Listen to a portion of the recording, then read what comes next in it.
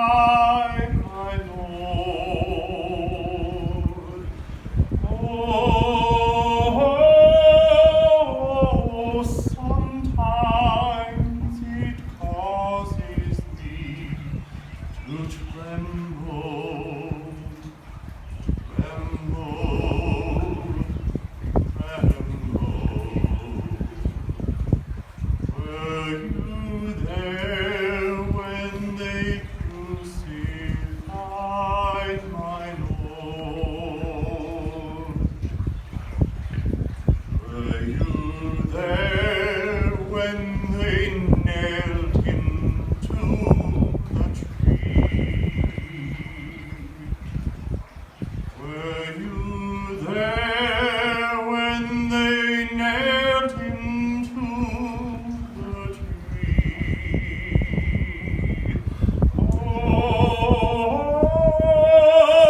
Oh, sometimes it causes me to tremble, tremble, tremble. Were you there when they nailed him to the tree?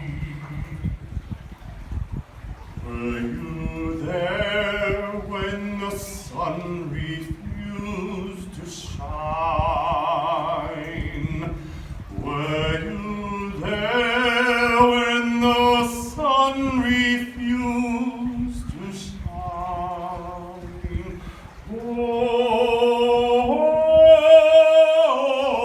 sometimes it causes me to tremble,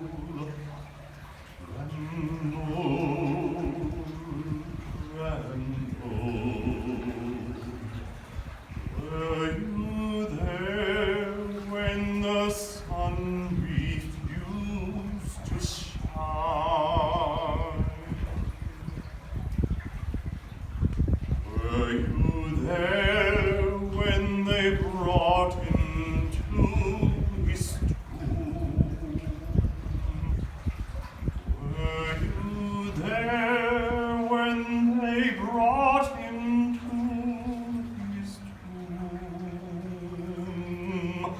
Oh,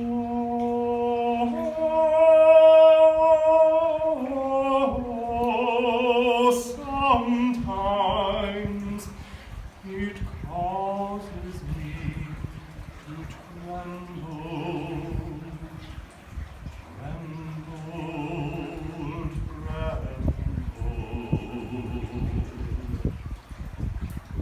Were you there when they brought him to his tomb?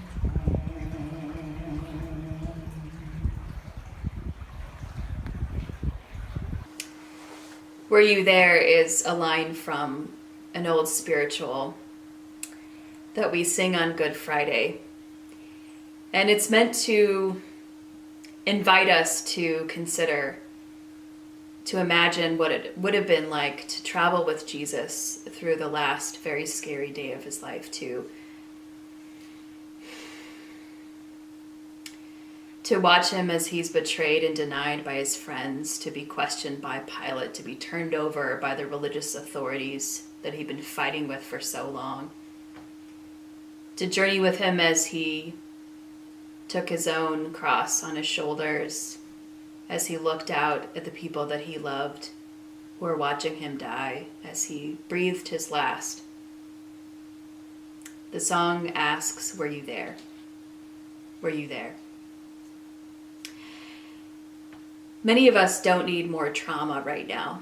So if Good Friday is a hard day for you anyway, but especially this year, feel free to just have a regular Friday. But if you have space for Good Friday this year, you're welcome to view this video. I've asked several people in our congregation, some of whom might be familiar faces to you and some of whom might not, to read scripture that we would read on Good Friday, and also to share their own stories about where they have experienced God in times of darkness, in times where they've been scared.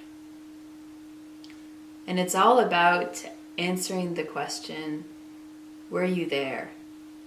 But this time it isn't about whether we're here for Jesus' suffering, his death, his cross. The real question on Good Friday is God here? Is God here? So may this video help you to answer the question for yourself. Is God right here?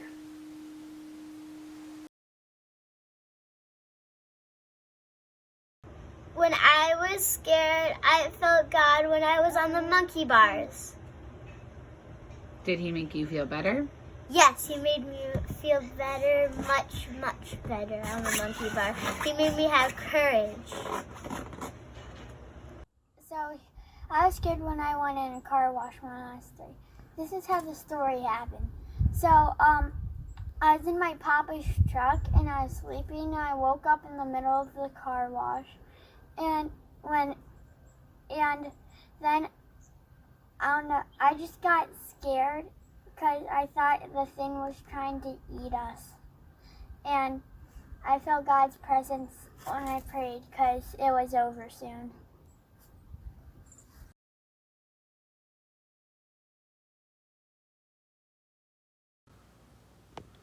At dawn's first light, the high priest with the religious leaders and scholars arranged a conference with the entire Jewish council.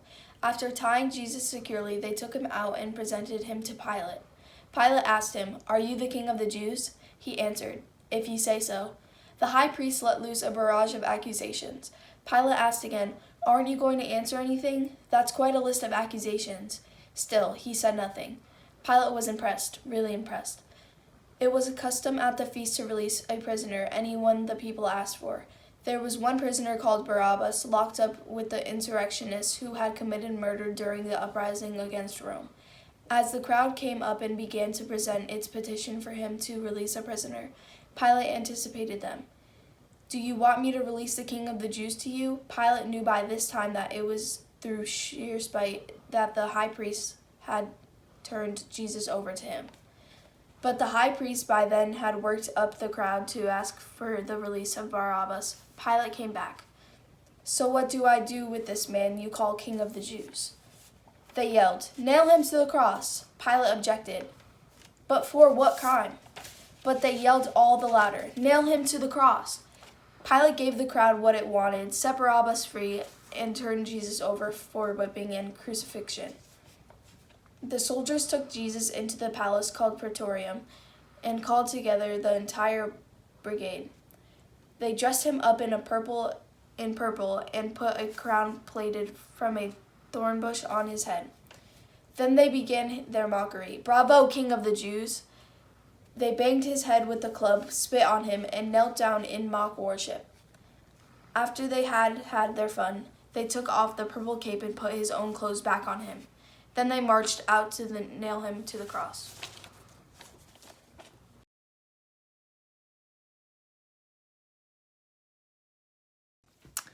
When I went on my first mission trip as a freshman, I was very nervous about what was going to happen.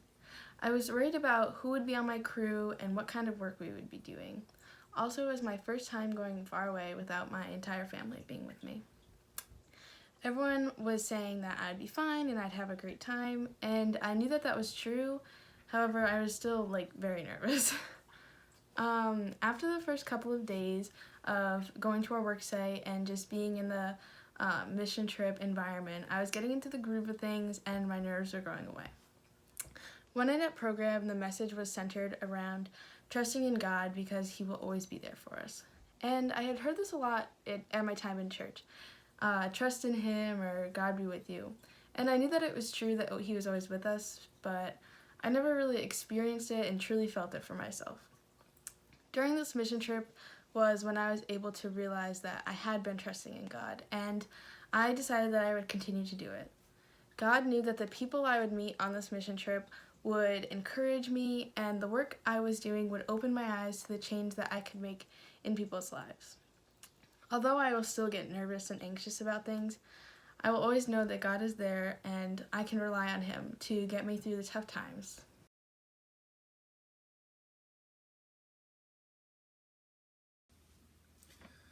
The crucifixion. There was a man walking by, coming from work, Simon from Cyrene, the father of Alexander and Rufus.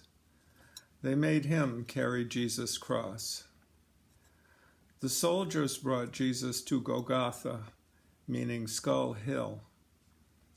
They offered him a mild painkiller, wine mixed with myrrh, but he wouldn't take it. And they nailed him to the cross. They divided up his clothes and threw dice to see who would get them. They nailed him up at 9 o'clock in the morning. The charge against him, King of the Jews, was printed on a poster. Along with him, they crucified two criminals, one to his right and another to his left. People passing by along the road jeered, shaking their heads in mock lament. You bragged that you could tear down the temple and then rebuild it in 3 days. So show us your stuff. Save yourself. If you're really God's son, come down from that cross. The high priests, along with the religious scholars, were right there mixing it up with the rest, having a great time poking fun of him. He saved others, but he can't save himself. Messiah is he? King of Israel? Then let him climb down from that cross. We'll all become believers then. Even the men crucified alongside him joined in the mockery. At noon, the sky became extremely dark. The darkness lasted for 3 hours. At 3 o'clock, Jesus moaned out of the depths, crying loudly, Eloi, Eloi, lama sabachthani, which means, my God, why have you abandoned me? Some of the bystanders heard him and said, listen, he's calling for Elijah. Someone ran off, soaked a sponge in sour wine, put it on a stick, and gave it to him to drink, saying, let's see if Elijah comes to take him down. But Jesus, with a loud cry, gave his last breath. At that moment, the temple curtain ripped right down the middle. Then the Roman captain, standing guard in front of him, saw that he had quit breathing. He said, this must be the Son of God.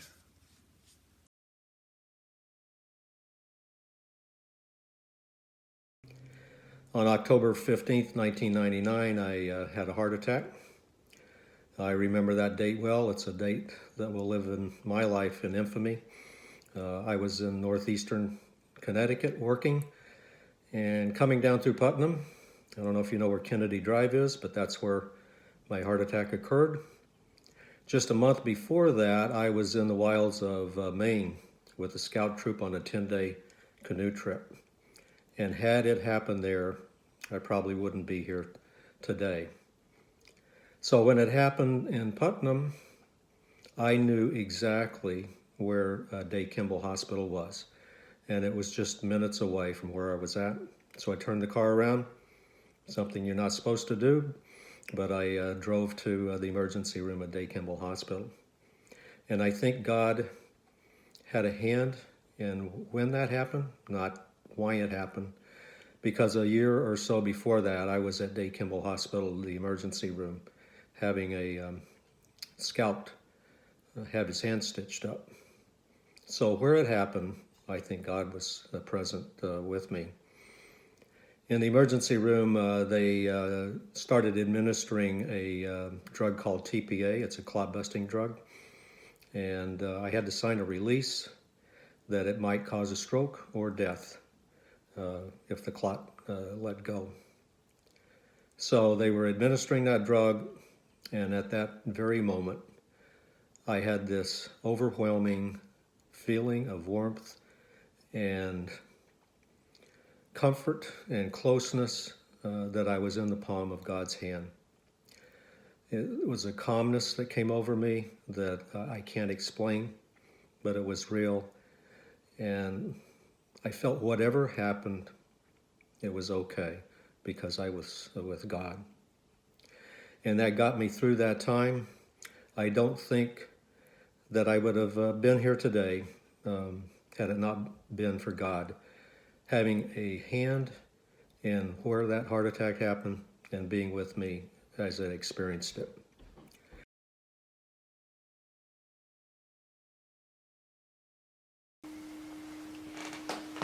There were women watching from a distance, among them Mary Magdalene, Mary the mother of the younger James and Joses and Salome.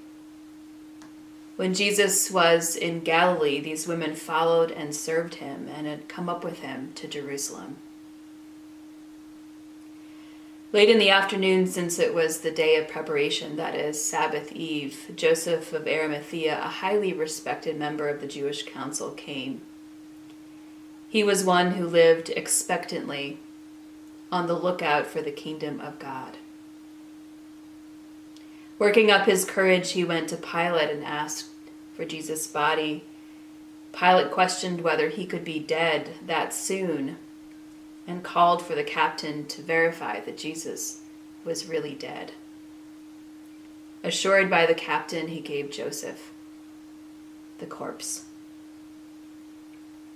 Having already purchased a linen shroud, Joseph took Jesus down, wrapped him in the shroud, placed him in a tomb that had been cut in the rock, and rolled a large stone across the opening. Mary Magdalene and Mary, mother of Joses, watched the burial.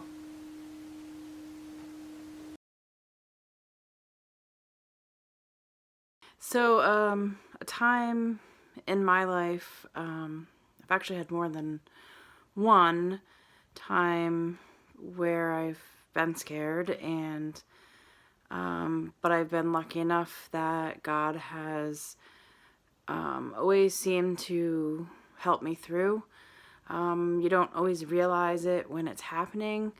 You can't understand everything that's happening to you when it is, or whatever your situation you're going through until it's over.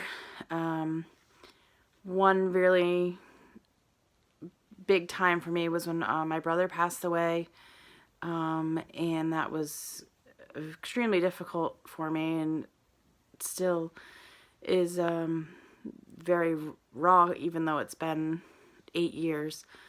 But there was a lot of things I did not want to do when I found out that he had passed, and I know for sure that if God was not with me, I would not have been able to get through everything that we had to do and all the emotions and come out on the other side of it and still be able to continue with life. It may have taken a little bit longer, but he was there and he pulled me out and showed me that look at all of the precious time you did have with him, and now I'm gonna be by your side as you walk forward without him. Hi friends, I've been asked to tell you about a time that I was scared and that I felt God's presence with me. That time was about 5 years ago when I had open heart surgery. I remember that before the surgery I wasn't too anxious or afraid, but when I awoke from the surgery I was in a lot of pain and very afraid and felt very alone. At that time a thought came to me, something I remembered from my elementary school catechism, and that was that if you offered up your pain for others that were suffering in the world, that God would be with you. I remember as soon as I decided to do that, and I thought about people in the world who were suffering more than I was, I felt a calm come upon me. I definitely felt God's presence with me. I was able to relax. I was able to fall back asleep. And of course, later on, awoke with my family, my loved ones around me. And of course, as you can see, 5 years later, all is well. But I remember that instance very much so as God being with me during my time of being scared and lonely and in pain.